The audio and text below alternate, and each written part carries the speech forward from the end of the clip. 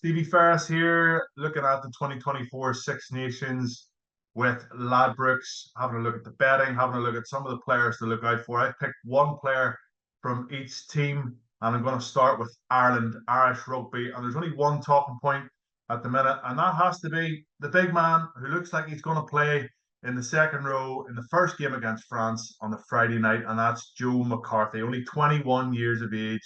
11 appearances for Leinster. Only 11 appearances for Leinster, 5 caps for Ireland, and he's already being touted as one of the big guys with a huge future ahead of him in a green jersey. Made his debut end of 2022 and played, of course, in the Rugby World Cup against Romania, and that's where he really set himself in front of the world, where he just manhandled boys physically up front, a real doggedness about him, an unbelievable work rate.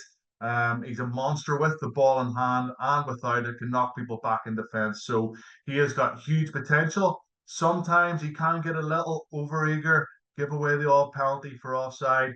But if this guy can be cool, calm, and collected, but also have that ferocious capacity to go out and run over people and smash people in defence, I think Joe McCarthy is going to have a sensational Six Nations. Okay, so France are 6-5 to win the tournament. My player to look out for France has to be Thomas Ramos.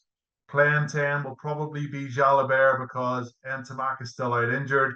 But last year in the Six Nations, Thomas Ramos, 84 points in the competition. That's like Johnny Sexton was second in the competition with 35 points. So that just shows you how big a match winner Thomas Ramos is.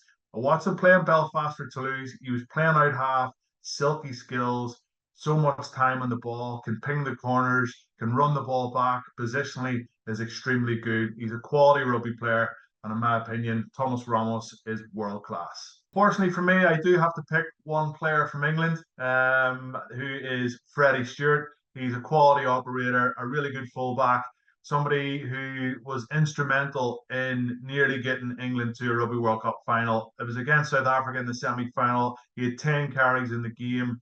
He was the bomb diffuser because every high ball that South Africa put up, he just collected it and ran it back. I want to see him score more tries. I want to see him with ball in hand. Is the England tactics going to let him be more free-flowing and get into the wider channels, or will he just be sitting in the backfield cleaning up everything that's kicked down his throat? We'll wait and see. But yeah, he scored 8 tries in his England career so far, 30 caps, I believe, also. So a young man. He's only 23 years of age, but he really does have the world at his feet. He's extremely good going forward. We all know how good he is at sweeping up around the back.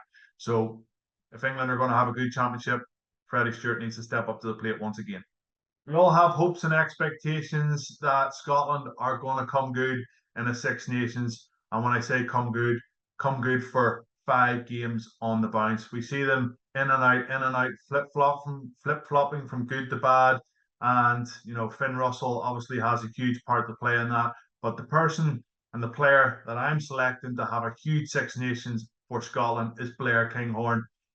He's made the swap to Toulouse. He's playing with Thomas Ramos, Anton Dupont, Gelange, all these quality operators. Ntamack, who's coming back from injury, training with him every single day. His game has come on leaps and bounds since he's made the swap over to Toulouse. He was trialled at out half for Edinburgh for a season.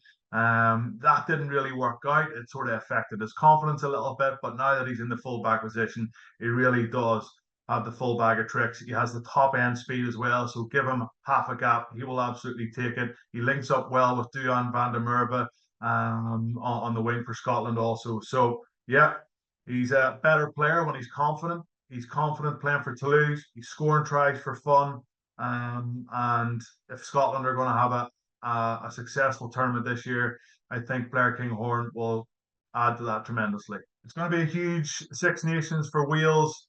Obviously, still a lot of doubt over what their regions are doing, but we'll wait and see how all that unfolds. But one person that folds people with the ball in hand and in defence is Mason Grady.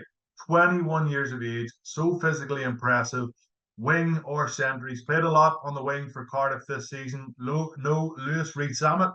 We all know he's over trying to catch an American football. we'll wait and see how that goes as well. But Mason Grady can step into the wing, but I certainly think that his preferred position is either 12 or 13. He is so, so good, so silky.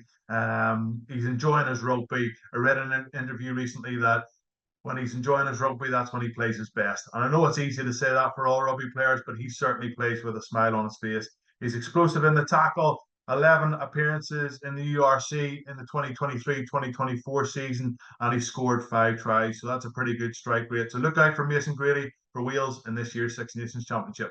The Italians are always up against it. They are 500 to 1 to win this competition, to win the Six Nations, 500 to 1. Is it worth a pound or two? No, I don't think it is. There's a player in there that played very well last year for Italy, and that's Lorenzo Canone. He was magnificent against Ireland over in Rome. He was sensational. The lines that he's able to cut, especially off shortened lineouts, he took Ireland by storm. And unfortunately, they just ran out of gas, as they always seem to do in the last half an hour of that game. He works hard. He's really good work ethic, always picking himself up off the deck. He leads by example. He comes across as if he's a bit of a quiet guy, doesn't really do much speaking, but he leads by example with his actions on the pitch. He was awesome, as I said, against Ireland. He has been awesome all season for Benetton, who sits second in the URC Championship. They have won 5 games on the spin. Lorenzo Canone has started all 5 of those games. So watch out for him. The number 8, he's not huge like a Don Brandt or a Dwayne Vermeulen, but he is an athletic back row player, and he will sure to set the Six Nations alight.